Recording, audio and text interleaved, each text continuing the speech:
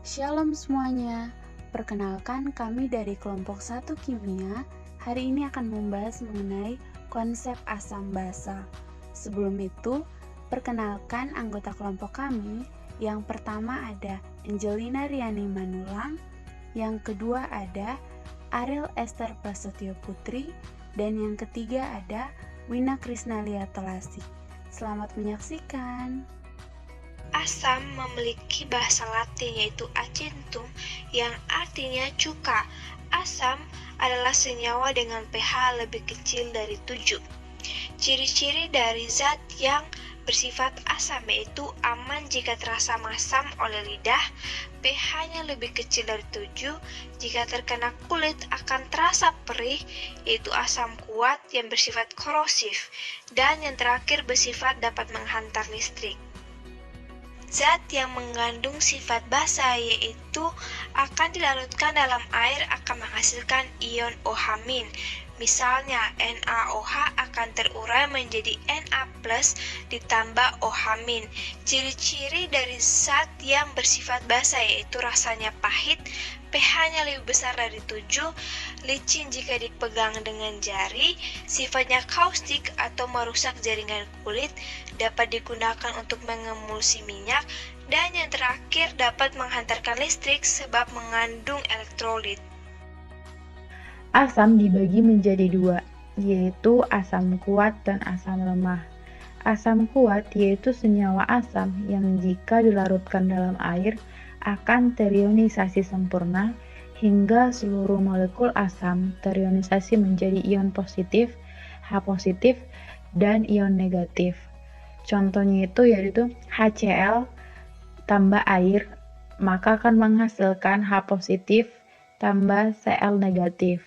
Yang kedua, H2SO4 bereaksi dengan air, maka akan menghasilkan 2H positif dan SO4 2 negatif. Asam lemah adalah senyawa asam yang jika dilarutkan dalam air terionisasi sebagian. Contohnya itu adalah CH3COOH bereaksi dengan air, maka akan menghasilkan CH3COO negatif tambah H positif. Nah, yang kedua adalah HCOOH tambah bereaksi dengan air akan menghasilkan H positif tambah HCOO negatif. Asam ada yang bersifat racun, namun ada pula yang dibutuhkan tubuh dan bermanfaat seperti senyawa asam pada buah-buahan. Jeruk punya asam sitrat, anggur punya asam tartrat, asam laktat adalah hasil reaksi pada susu yang basi. Zat pembangun tubuh kita ada pula yang terbentuk dari asam, misalnya lemak serta protein yang terbentuk dari asam amino. Lambung pada asam klorida untuk mencerna makanan. Pada darah tergantung asam karbonat dan asam fosfat yang berperan dalam pengangkutan makanan. Basa sebagai senyawa yang jika dilarutkan dalam air akan terurai menghasilkan ion OH negatif atau ion hidroksida. Ion OH negatif terbentuk karena senyawa hidroksida dapat mengikat satu elektron pada saat dimasukkan ke dalam air. Basa juga menetralisir asam sehingga reaksinya dihasilkan air yaitu H2O. Contoh basa yang banyak digunakan adalah sabun. Contohnya KOH bereaksi dengan air akan menghasilkan K positif tambah OH negatif. Yang kedua, CaOH2 kali bereaksi dengan air akan menghasilkan Ca2 positif tambah 2OH. Beberapa teori asam basa yang ada, yaitu yang pertama, teori asam basa Arrhenius. Teori ini pertama kali dikemukakan pada tahun 1884 oleh Arrhenius. Menurut Arrhenius, asam adalah senyawa yang jika dilarutkan dalam air melepaskan ion H+, dan basa adalah senyawa yang jika dilarutkan dalam air melepaskan ion OH-. Teori yang kedua yaitu teori asam basa Bronsted-Lowry. Teori ini dikemukakan pada 1923. Pada teori ini, konsep yang diajukan sudah lebih meluas, di mana didasarkan pada fakta bahwa reaksi asam basa melibatkan transfer proton, yaitu ion H+, dari zat satu ke zat lainnya. Proses transfer proton ini selalu melibatkan asam sebagai pemberi atau pendonor dan basa sebagai penerima atau sebagai akseptor. Jadi, menurut definisi asam basa Bronsted-Lowry, asam adalah donor proton dan basa adalah akseptor proton. Teori yang ketiga yaitu teori asam basa Lewis. Teori ini dikemukakan pada tahun 1923. Teori dari Lewis ini sudah lebih luas dibandingkan dengan kedua teori sebelumnya, dengan menekankan pada pasangan elektron yang berkaitan dengan struktur dan ikatan.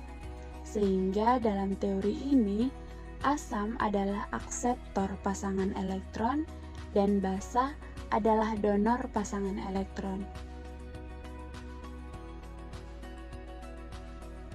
Pada saat kita mencuci tangan, kita sudah melakukan konsep dari asam basa, di mana pada saat kita mencuci tangan, sabun yang kita gunakan bersifat basah, dan juga kotoran atau minyak yang ada pada tangan kita bersifat asam.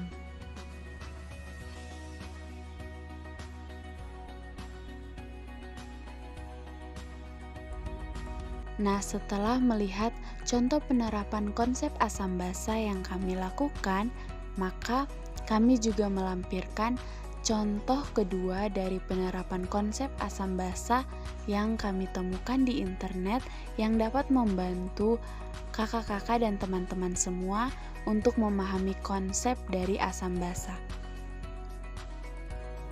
Dalam kehidupan sehari-hari, kita sering mengalami kesulitan membersihkan benda-benda di sekitar kita dari kotoran yang menempel padanya.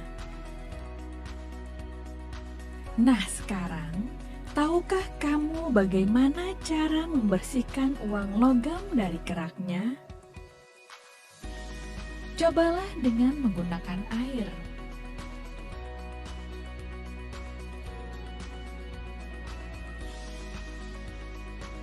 Tidak bisa? Cobalah dengan menggunakan sabun.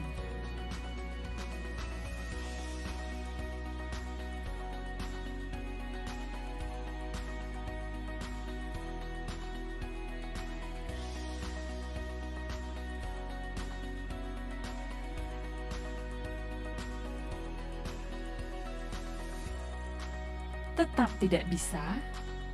Sekarang cobalah dengan menggunakan jeruk nipis. Apa yang terjadi?